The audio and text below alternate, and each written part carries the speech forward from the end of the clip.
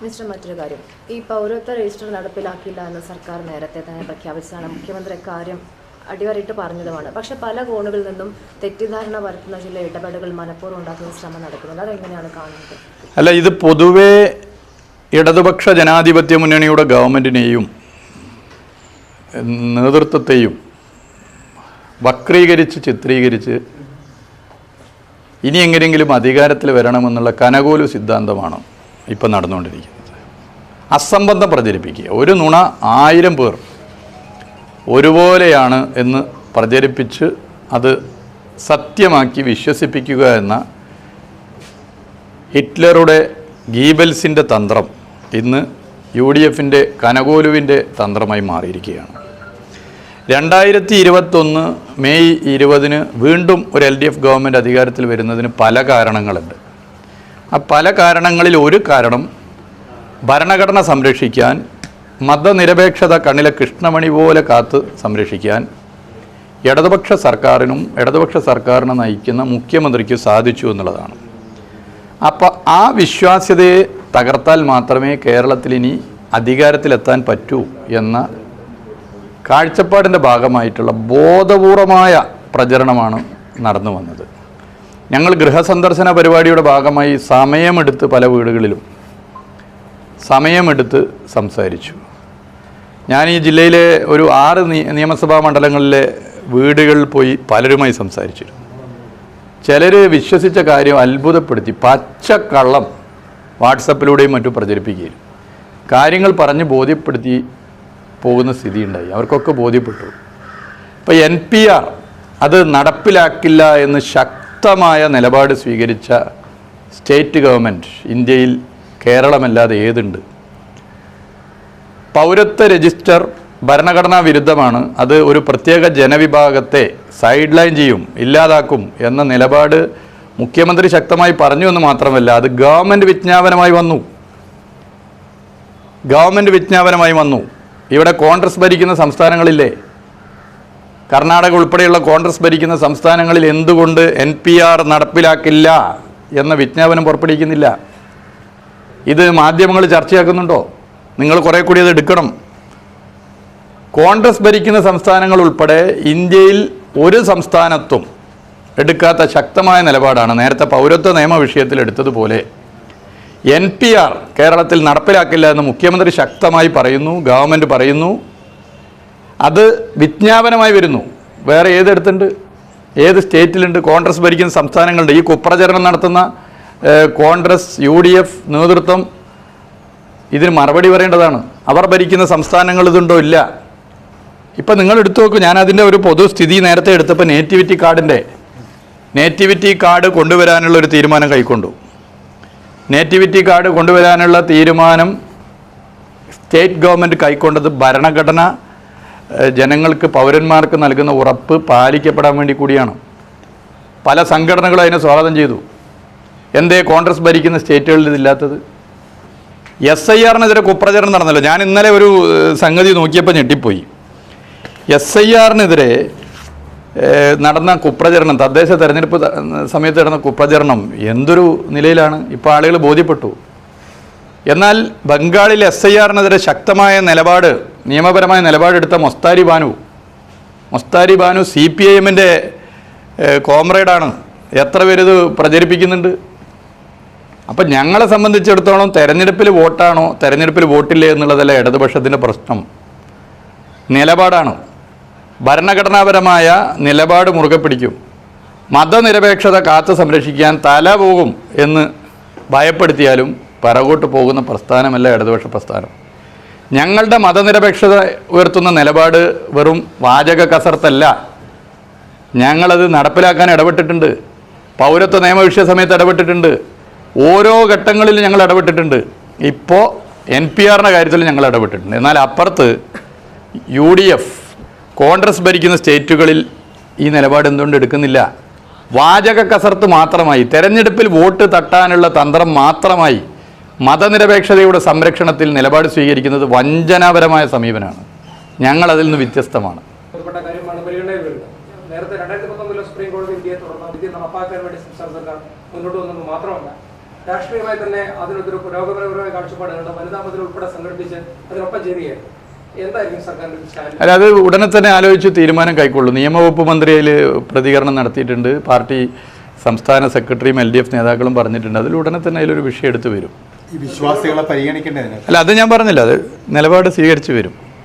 NPR-മായി ബന്ധപ്പെട്ട് പ്രതിപക്ഷം ചില ആക്ഷേപങ്ങൾ ഉന്നയിക്കുമ്പോൾ സ്വാഭാവികമായിട്ടും ഉദ്യോഗസ്ഥർ കൂടി ആ വിഷയത്തിൽ കുറച്ച് ഗൗരവത്തിലെടുക്കുകയും സർക്കാരിന്റെ ഈ വിജ്ഞാപനം NPR ആണോ SIR ആണോ ഏതോ ചോദിച്ചു? NPR ഓ അതിൽ ജനങ്ങളിലേക്ക് ഈ വിഷയങ്ങളൊക്കെ എത്തിക്കുന്നതിൽ തീർച്ചയായിട്ടും അതിൽ ശക്തമായ നിലപാട് തന്നെയാണ് ഞങ്ങൾ സ്വീകരിച്ചു പോകാൻ ഉദ്ദേശിക്കുന്നത്.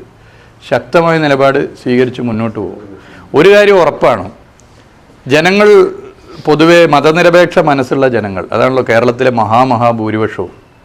ഏത് മതത്തിൽ വിശ്വസിക്കുന്നവരായിക്കൊള്ളട്ടെ, മതസാഹോദര്യം കാത്തു സംരക്ഷിക്കണം, ഭരണഘടന നൽകുന്ന അവകാശങ്ങൾ സംരക്ഷിക്കപ്പെടണം എന്ന് കരുതുന്ന മതനിരപേക്ഷ മനസ്സുള്ളവരാണ് കേരളത്തിലെ മഹാഭൂരിപക്ഷവും. അവർ നേരത്തെ ചില കുപ്രചരണങ്ങളുടെ ഭാഗമായി ചില തെറ്റിദ്ധാരണകൾ ഉണ്ടായിരുന്നു. അത് ഞങ്ങൾ ഡൗൺ ടു എർത്ത് ഫീൽഡിൽ സമയമെടുത്ത് സംസാരിച്ച് കാര്യങ്ങൾ പറഞ്ഞു പോയി. ഞങ്ങളുടെ നിലപാട് വേണ്ടത്ര കമ്മ്യൂണിക്കേറ്റ് ചെയ്യപ്പെട്ടില്ല. നിങ്ങളുടെ ഒരു സഹായവും വേണ്ടത്ര കിട്ടിയില്ല. അതെന്താണെന്ന് എനിക്കറിയില്ല. നിങ്ങളുടെ സഹായം കിട്ടിയില്ല. അപ്പോൾ ഒരു തെറ്റിദ്ധാരണ പൊതുവെ വന്നു. അത് ഞങ്ങൾ വളരെ കൃത്യമായി പറഞ്ഞു ബോധ്യപ്പെടുത്തി. അവർക്ക് ബോധ്യമുണ്ട്. അവർക്കൊക്കെ ഒരു കാര്യം ഉറപ്പാണ്, സംസ്ഥാനത്ത് ഇടതുപക്ഷ സർക്കാർ വേണം. ഇന്ത്യയിൽ ഇന്ന് ഏക അവശേഷിക്കുന്ന ഇടതുപക്ഷ സർക്കാർ കേരളത്തിലാണ്. ആ സർക്കാരിന് ഒരു പോറലേറ്റാൽ അത് ഇന്ത്യയിലെ മറ്റു സംസ്ഥാനങ്ങളിൽ മതനിരപേക്ഷതയ്ക്ക് ഏൽക്കുന്ന കനത്ത ആഘാതം പോലെ കേരളത്തിൽ ഏൽക്കും. വിശ്വസിക്കാൻ പറ്റിയ ഇടതുപക്ഷത്തെയാണ് എന്ന് ജനങ്ങൾ കരുതുന്നുണ്ട്. അത് ഞങ്ങൾക്ക് ഫീൽ ചെയ്യുന്നുണ്ട്.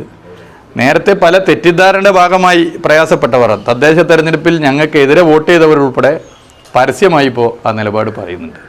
അത് പൊതുവെ ആളുകൾ മനസ്സിലാക്കുന്ന കാര്യമാണ്. ഞങ്ങൾ വോട്ടിന് വേണ്ടിയല്ല മതനിരപേക്ഷത സംരക്ഷിക്കുന്ന നിലപാട് കൈക്കൊള്ളുക.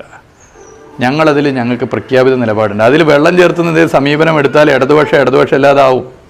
ഇടതുപക്ഷത്തിന് പിന്നെ പ്രസക്തിയില്ല എന്ന് ഞങ്ങൾക്കറിയാം. അതുകൊണ്ട് ഞങ്ങളുടെ നിലപാട് സുവ്യക്തമാണ്. അതിൽ ഒരു തരത്തിലുള്ള സംശയമില്ല. മലമ്പുഴയിൽ VS-ന്റെ മുൻ PA സുരേഷ് UDF സ്വതന്ത്ര സ്ഥാനാർത്ഥിയാകുമെന്നാണ് പറയുന്നത്. ആദ്യം പറഞ്ഞൊരു തെറ്റിദ്ധരൻ, നിങ്ങൾ പറഞ്ഞതിലൊരു ചെറിയ അതല്ല ആദ്യം പറഞ്ഞതേ വേറെ മകൻ എന്ന് പറഞ്ഞു. അല്ല അതിൽ ഒന്നും അറിയില്ല, എനിക്കറിയില്ല. അത് UDF ആണല്ലോ തീരുമാനിക്കുക. സ്ഥാനാർത്ഥികളെ തീരുമാനിക്കുക എന്ന് പറഞ്ഞാൽ അത് ഓരോ മുന്നണിയുടെ ജനാധിപത്യപരമായ അവകാശമാണ്. ആ മുന്നണി ചർച്ച ചെയ്ത് തീരുമാനിച്ചു പോകുമ്പോൾ ആ മുന്നണിയിലെ പ്രവർത്തകരുടെ വികാരം, അതിലെ നേതൃത്വത്തിലുള്ള വികാരമൊക്കെ അംഗീകരിക്കലാണ്.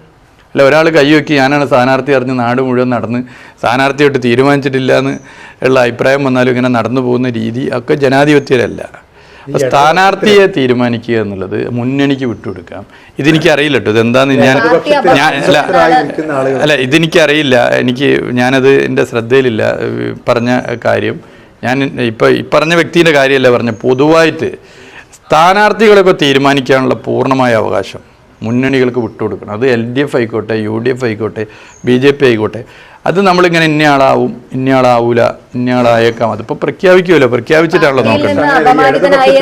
ഇടതുപക്ഷത്ത് നിൽക്കുന്ന ആളുകളെ ചാടിച്ച്, ഇപ്പോൾ പ്രേംകുമാർ ആണെങ്കിലും സുരേഷ് ആണെങ്കിലും ഇടതുപക്ഷം അവിടെ അസംതൃപ്തരായ ആളുകളെ കൂട്ടിക്കൊണ്ടുപോയി സ്ഥാനാർത്ഥിയാക്കുന്ന നീക്കത്തിലേക്കാണ് UDF പോകുന്നത്. അല്ല, ഞാൻ പറയുന്നത് ഇതെനിക്കറിയില്ല, ഈ പറഞ്ഞ കേസുകൾ എനിക്കറിയില്ല. ഒരു സ്ഥാനാർത്ഥിയാവുന്നോ ആവുന്നില്ലേ എന്നുള്ളതല്ലോ ഈ നിയമസഭാ തെരഞ്ഞെടുപ്പിലെ പ്രധാന പ്രശ്നം. ഇന്ത്യയിൽ മതനിരപേക്ഷതയ്ക്ക് വേണ്ടി ഏറ്റവും അധികം നഷ്ടം സഹിച്ച, അതായത് ഒരുപാട് രക്തസാക്ഷികൾ മതനിരപേക്ഷത മുറുകെ പിടിക്കുന്നതിൻ്റെ ഭാഗമായി ഒരുപാട് രക്തസാക്ഷികളുള്ള പ്രസ്ഥാനമാണ് ഇടതുപക്ഷ പ്രസ്ഥാനം. ആ ഇടതുപക്ഷ പ്രസ്ഥാനത്തിൻ്റെ ഇനി അവശേഷിക്കുന്ന ഒരേ ഒരു സർക്കാർ കേരളത്തിലാണ്. അങ്ങനെയുള്ളൊരു സർക്കാരിനെ ഇല്ലാതാക്കണോ വേണ്ടിയോ എന്നുള്ള ചോദ്യമാണ് മതനിരപേക്ഷ മനസ്സുകളിലുള്ളത്. അല്ലാതെ ആര് സ്ഥാനാർത്ഥിയാവണം, ആര് സ്ഥാനാർത്ഥിയാവേണ്ടതെന്നുള്ളതല്ല. ഇടതുപക്ഷത്തെ സ്നേഹിക്കുന്നവരും കേവലം ഒരു സ്ഥാനാർത്ഥിയാകുന്നതിൻ്റെ ഭാഗമായി ഈ രാഷ്ട്രീയ ബോധമുള്ളവരാരും തന്നെ അതിൽ നിലപാട് സ്വീകരിക്കില്ല. നല്ല രാഷ്ട്രീയ ബോധമുള്ളവർ, കേരളത്തിലെ നിയമസഭാ തെരഞ്ഞെടുപ്പ് വളരെ ഗൗരവമുള്ളൊരു വിഷയമാണ് ഇത്തവണത്തെ തെരഞ്ഞെടുപ്പ്.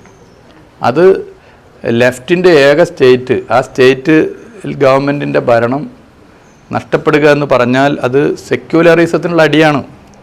അതിശക്തമായി രാജ്യത്ത് മതനിരപേക്ഷതയ്ക്ക് വേണ്ടി നിലപാട് സ്വീകരിക്കുന്ന ഏക ഇടതുപക്ഷ സർക്കാർ കൂടി ഇല്ലാതാവുക എന്ന് പറഞ്ഞാലുള്ള അപകടം കേരളത്തിലെ മതനിരപേക്ഷ മനസ്സുകൾ തിരിച്ചറിയുന്നുണ്ട്. കേരളം ജനസംഖ്യയിൽ വളരെ ചെറുതാണെങ്കിലും മതനിരപേക്ഷ ഇന്ത്യയിലെ തലസ്ഥാനമാണ് കേരളം. കേരളത്തിൽ നിന്നാണ് മതനിരപേക്ഷതയ്ക്ക് വേണ്ടിയുള്ള ശക്തമായ ശബ്ദങ്ങൾ ഉയർന്നു വരുന്നത്. അത് ഇടതുപക്ഷം ഭരിക്കുമ്പോഴാണ്. അപ്പോൾ ഇടതുപക്ഷം ദുർബലപ്പെടുക എന്ന് പറഞ്ഞാൽ അത് ഇന്ത്യയിൽ വർഗീയ ശക്തികൾക്ക് കൂടുതൽ കരുത്ത് പകരും. പൗരത്വ നിയമമായിക്കൊള്ളട്ടെ, ഓരോ പ്രതിസന്ധി ആയിക്കൊള്ളട്ടെ, ഒരു പ്രൊട്ടസ്റ്റ് വോയിസ് ഉയർന്നു വന്നത് കേരളത്തിൽ നിന്നാണ്. നിയമസഭയിലായാലും ശരി, പുറത്തായാലും ശരി. അപ്പം അത് പൊതുവെ ജനങ്ങൾ ഈ തെരഞ്ഞെടുപ്പിൽ മറ്റ് പൊളിറ്റിക്സിൻ്റെ അപ്പുറത്തേക്ക് ചിന്തിക്കുന്നുണ്ട്. ആ ചിന്ത ഇങ്ങനെ പടർന്ന് മെല്ലെ വരുന്നുണ്ട് എന്നുള്ളത് നിങ്ങളും തിരിച്ചറിഞ്ഞ് കാണുമെന്ന് ഞാൻ കരുതുകയാണ്.